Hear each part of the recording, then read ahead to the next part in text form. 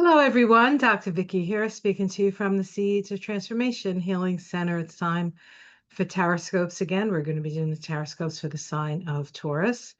That's Taurus Sun, Moon, or Rising for the month of September 2025. Before I get started, I just want to welcome my new subscribers. Welcome to this wonderful community of like-minded souls. I think you're going to like it here. For my tried and true who have been with me for years, thank you so much for your support. It's been quite a journey that we've been on, and I'm honored to walk it with you. To my Patreon folks who have been supporting me over the years, thank you so much. I really do appreciate what you do for me and the opportunity to share what I know with more people.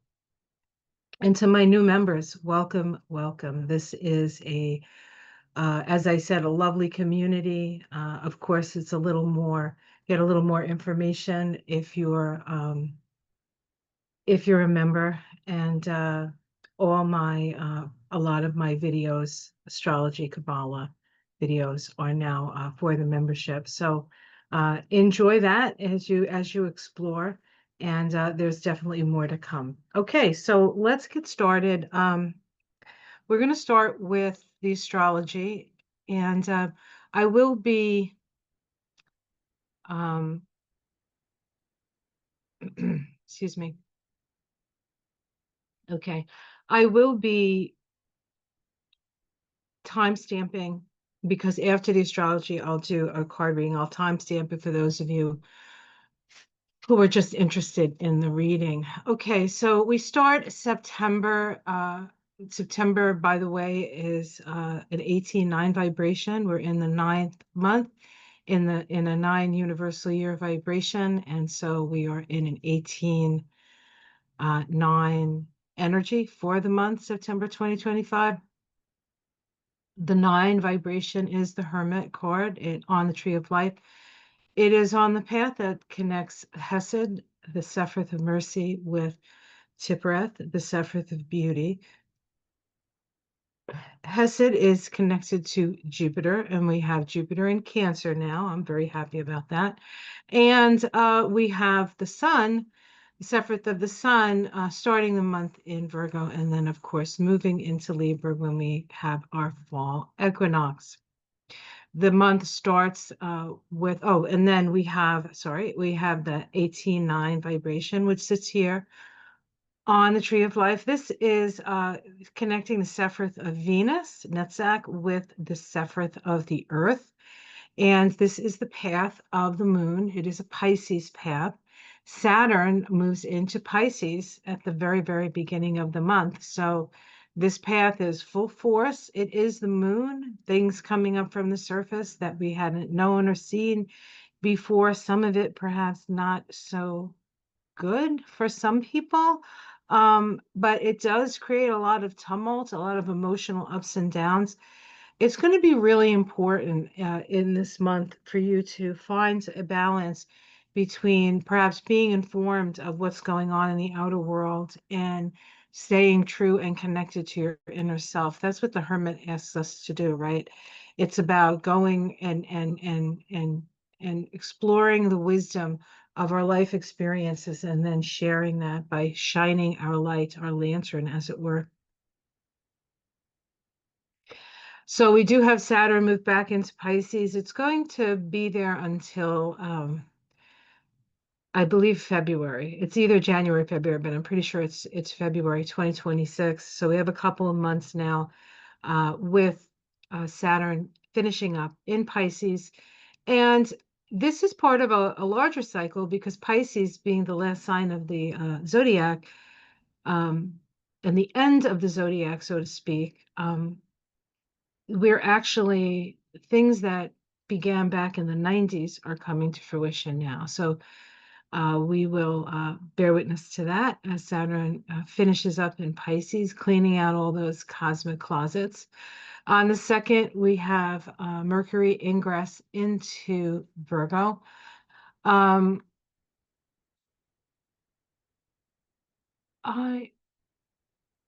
Mercury likes being in Virgo. Mercury really likes being in Virgo. And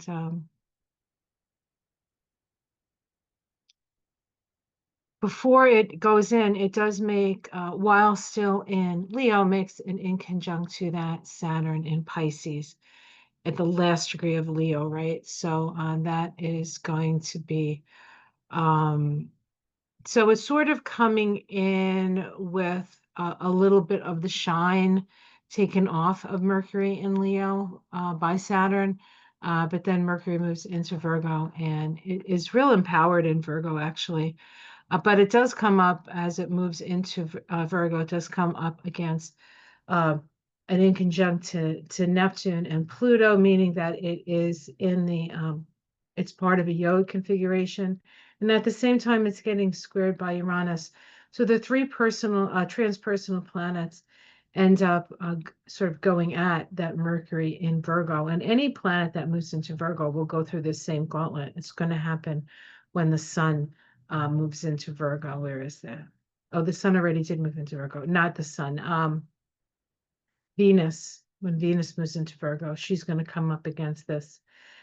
But it's there to help to it's there to help us evolve, and in the case of Mercury, evolve our minds, help us really in a way, even though it may not feel like help initially. On the 4th, we have a square between Mars and Jupiter. Um, Jupiter always expands things, it expands the energy. Mars is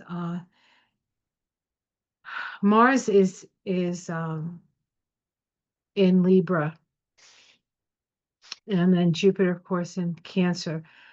Um, both those signs are more concerned with, um, the family and the people around them. So it can be helpful. It can be an extension of help for people who really need it. On the 6th, we have Uranus stationing retrograde at 2 degrees of Gemini. It's been there in Gemini, just newly went into Gemini on 7/7, the 7/7 portal, and now is moving retrograde, close to the 9/9 portal, actually. And will be moving out of Gemini and going back into Taurus, where it'll stay a couple of months. Turn around and then go out of Taurus and not enter Taurus for another 80 odd years. So we'll be done with Uranus in Taurus. It's been very disruptive. It has disrupted the economies, all kinds of things. Taurus is money. It's also the earth itself been doing a lot of shaking. And so we're not done with that, but at this point, this month, Uranus will remain in Gemini. So on the 7th, we have the first of the eclipses, the full moon lunar eclipse at 16 of Pisces. Finding grace and stillness. Yes, very good. Very good suggestion. On the 12th, we have, and of course, the full moons are always illuminate something and put something out into the world. This is also true, but because it's an eclipse, chances are it's world changing. It's an evolutionary. Really, what we're going through is an evolutionary time warp right now, and so it's very hard on the body. It's very hard on the nervous system. It's hard on the planet as well. So let's just do our best to sort of move through this period, especially September, with a little grace, a little grace. All right, on Friday, the 12th, we have the Sun and Mercury both sextiling Jupiter. These sextiles open the lines of communication. Very good. And then on 13th, the Sun and Mercury conjoin, still in a sextile to Jupiter. And so it really is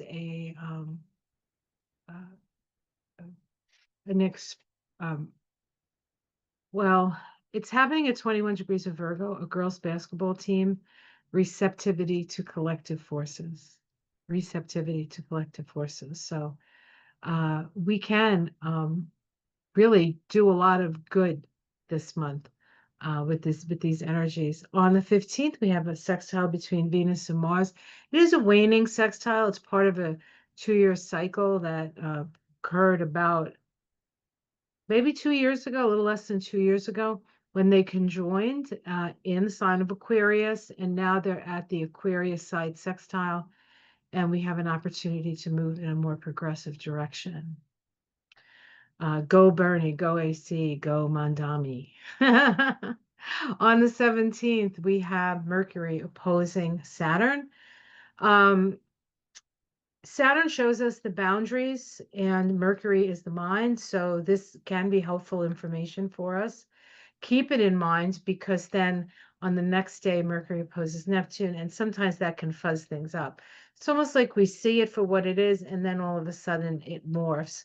Mercury does ingress into Libra before it does that opposition to Neptune, but also makes an inconjunct to Saturn. So, no, Venus, I'm sorry, Venus makes an inconjunct to Saturn. So Venus is, they're both struggling a little bit, I think, honestly. Saturn keeps pointing out the necessity of something. Because Saturn is in Pisces, I would say it's the necessity for uh, loving, uh, loving, healing. I'm sorry, to be loving, to be compassionate, and to help those who need help, to stop, to focus on letting go. Focus on letting go. On the 19th, Mercury trines Uranus. Um, First of all, it opposes Neptune, then it trines Uranus, trines Pluto, and that's that's really good energy. When planets go into the first degrees of signs, they interact with that mini grand trine with the 3 transpersonal planets in it, and when it moves into air, it's the aspects aren't difficult. They're more flowing, they're more hopeful. Venus moves into Virgo. Venus is up against it a little bit now, coming into towards the end of the month. She moves into Virgo and then goes through the gauntlet, becomes the part of a yod with Pluto and Neptune, requiring us to make adjustments in our values. Mars also in conjunct Saturn at that time. That can be a little bit of missing the mark. And Venus makes a first quarter crisis in action square with Uranus. Venus wants to free herself. Venus wants to free herself, and we'll see how she does, because she's under a lot of pressure as she moves into Virgo. September 21st, we have the Sun opposing Saturn. And then we also have the moon, a new moon in the sign of Virgo at 30 degrees of Virgo. It's the second new moon, and it is an eclipse. It is an eclipse. It's a solar eclipse. Faith in oneself is required to trust the inner voice of truth. This is really about trusting our own discernment. Virgo is all about discernment, and we've had an opportunity from the last new moon to this new moon, both of them being at the beginning, the first one at the beginning, the second one at the end of Virgo, all that discerning to come to understand, trusting your gut, right? And knowing what your truth is and standing in your truth. September 22nd, Mars ingresses into Scorpio. That'll help us stand in our truth. And the Sun ingresses into Libra, illuminating the need for relationship. On the 23rd, we have an inconjunct between Mars and Neptune. Mars and Neptune connections are always fraught because we don't always see where we're going. And with the inconjunct, it's made sort of even more so, almost like if we try to help, the opposite happens. The Sun opposes Neptune on that day as well. Of course, the opposition, the Sun newly in Libra with Mars. Neptune in the Mars ruled sign of Aries. There is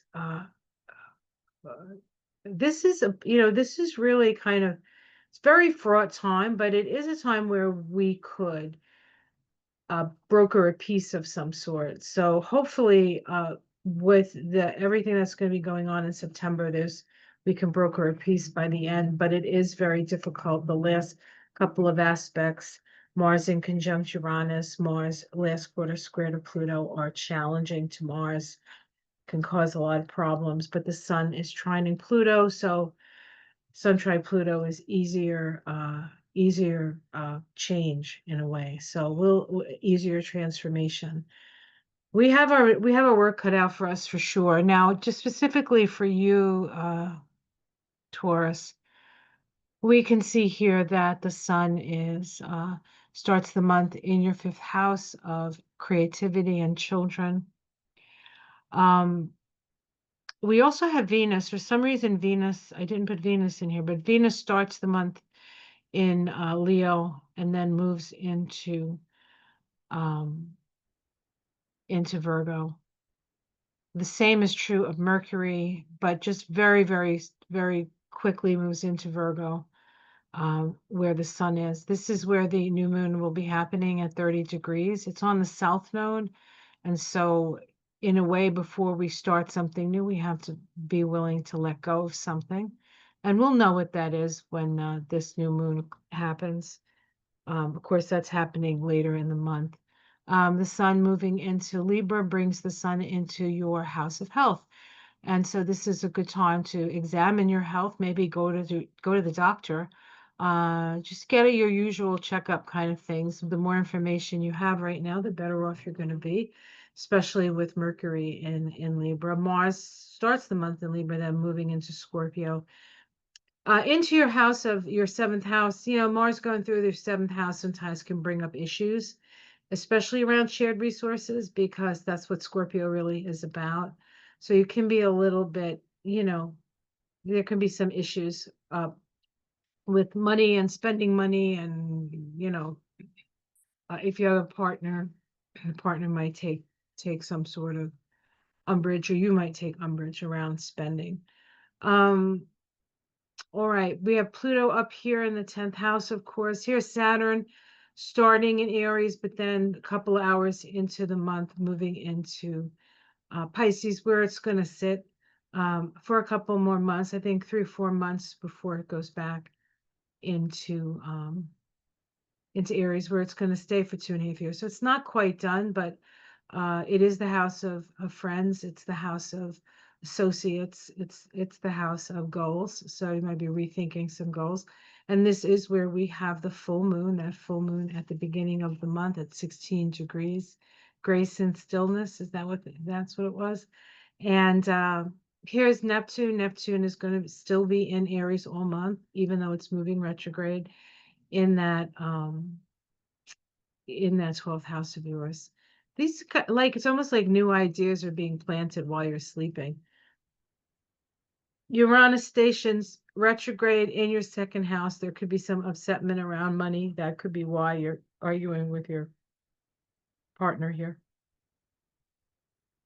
Or an illumination around money or your resources or your resourcefulness, right? Maybe a test of your resourcefulness. And then we have Jupiter here in the 3rd house. Jupiter is very expansive in Cancer. It's nurturing. Your 3rd house is your siblings. Maybe you're spending more time than usual with your siblings. Perhaps you're celebrating things with your siblings now, but there's sort of a deeper understanding here and a connection, I think.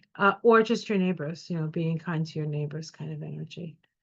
All right, so that is the story, and I'm going to stop the share and do a card reading now. I'm going to be using the Guardians of the Night Tarot. I think I use this a lot for you guys, actually, but I do love this. I'm doing a video. Delicious. My husband just fed me some chili. He wants to know how it was. And I figured, being a Taurus, you wouldn't mind me answering him. It was luscious. All right. Let's take a look. Sorry if this is loud.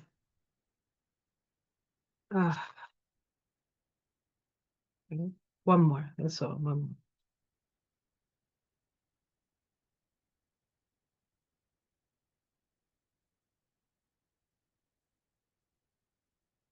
Okay.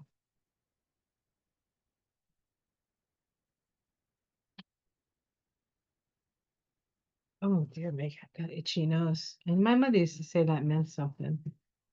Company, maybe? Excuse me. Yes, we have in company. Oh, thank you. All right, let's see. What are we starting with? The King of Swords. King of Swords, the wise King of Swords. This beautiful owl here. The owl can see 360 degrees. This is the king that holds the sword of truth. So this is dominion over your mind, understanding what your truth is. That is a theme. Standing on your truth, just like this owl is standing on the sword, on the hilt of the sword. So you're standing in your truth as you start the month. Challenged by the Ten of Wands. It's quite an upstream battle, it seems, right? It's like there's a lot of, you feel like you're very burdened right now. There's a lot of things happening. You're responsible for a lot. It's taking a lot of your energy. Underneath, we have the Ten of Pentacles. You have resources. You have resources because you've worked very hard for them. So you do have a lot of things, a lot of irons in the fire, so to speak, or things in your basket. But that's why you have what you have to a certain extent.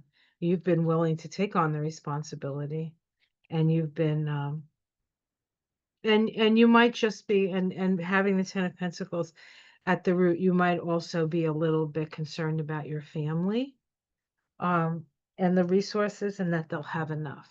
There could be the Ten of Pentacles, but with the Ten of Pentacles there's generally plenty. We do have the Judgment card in the past. This is a rebirth card. This is a shedding of old skins.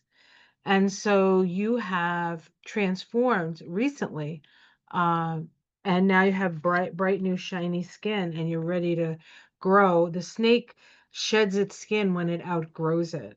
And so now you're all ready, you're hungry for new experience and new growth. In the sky, we have the Eight of Swords. This is the outer world. Things seem very fraught. There's a lot of fear, feeling like you have to be super protective and be very careful about how you express yourself.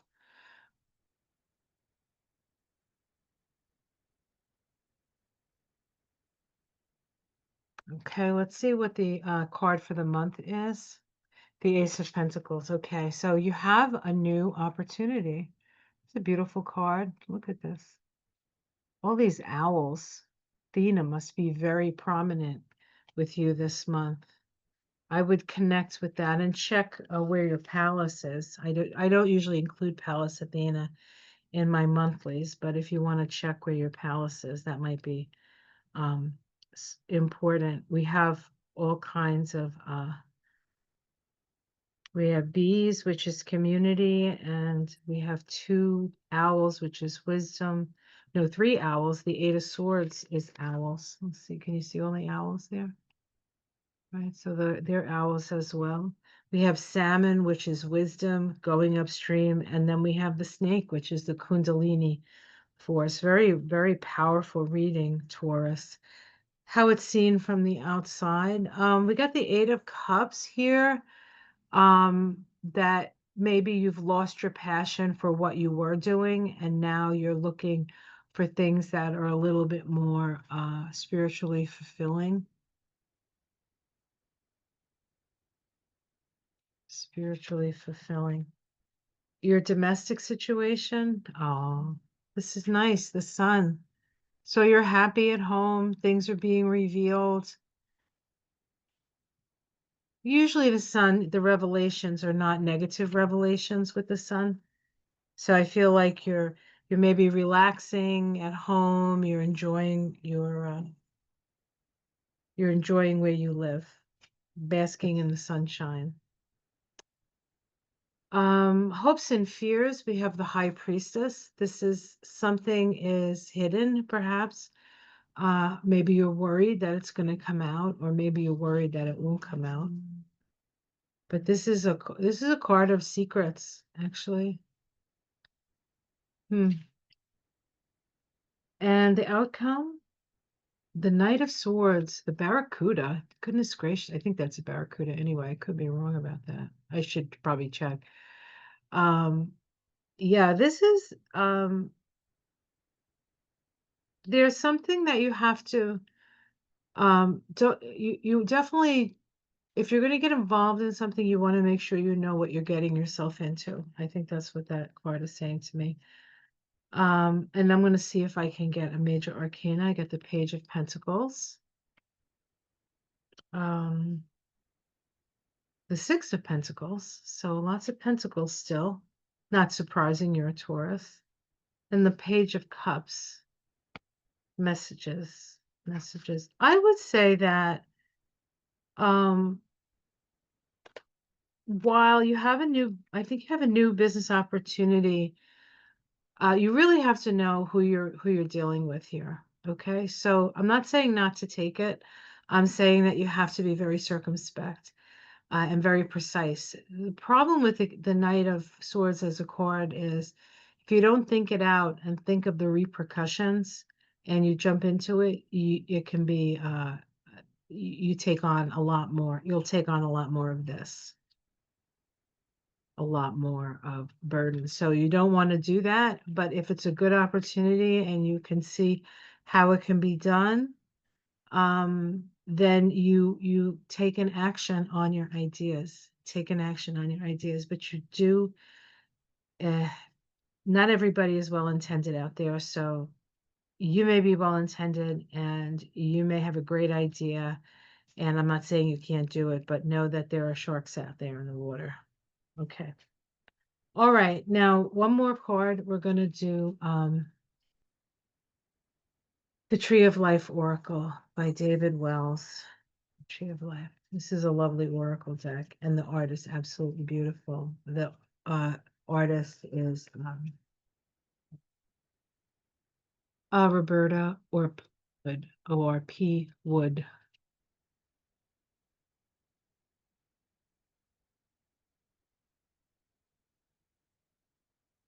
Barracuda. Ding.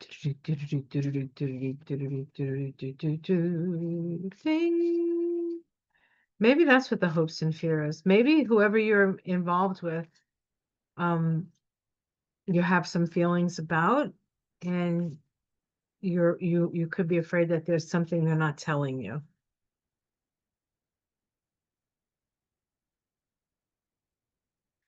We have the Hanged Man, tolerance, new perspective, and life purpose. The Hanged Man. All right, let me see what that says.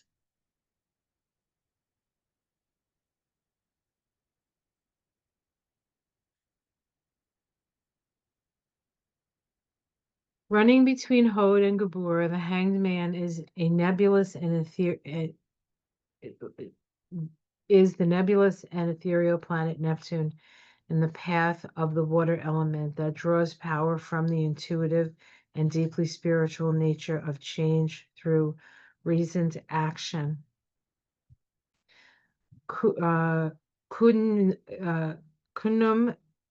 Egyptian god of pottery, reminds us that we are shaped by the experiences of our lives. They form and test us, tease out our true shape. Life fires us and produces cracks. That's how the light gets in. I know I have plenty of cracks. All right. It really is about looking at the world from a different perspective and also understanding that there's certain things that you can't control and certain things that you can. The wisdom to know the difference, right? The wisdom to know the difference. I think that's a real journey this month, trying to do your best in your life around the things that are important to you while having to bear witness to some rather difficult times of letting go for a lot of people, including yourself, maybe. But ultimately, I think this is a cleanse. We're actually going through a giant cleanse in September, so be prepared. All right, guys, I hope you have a good month. I'll see you again in October For those of you who like my Kabbalah work, I will be doing an introduction to the Kabbalah. I do these classes in the spring and in the fall, and it's fall. So it starts September 11th, goes for 6 consecutive weeks, starting at 7 to 9 p.m. Eastern. And you don't have to be in all the classes because you will get the classes as I teach them, and the notes and the like. So if you miss a class, you will get the recording and you can watch the class before the next class. So that's what's going on. All right, guys, have yourself a great month. And if you are interested in joining me for my class, you can go to my website, www.theseedsoftransformation.com, and go to the events page. You'll find my class there. Okay, take care, everyone. Namaste.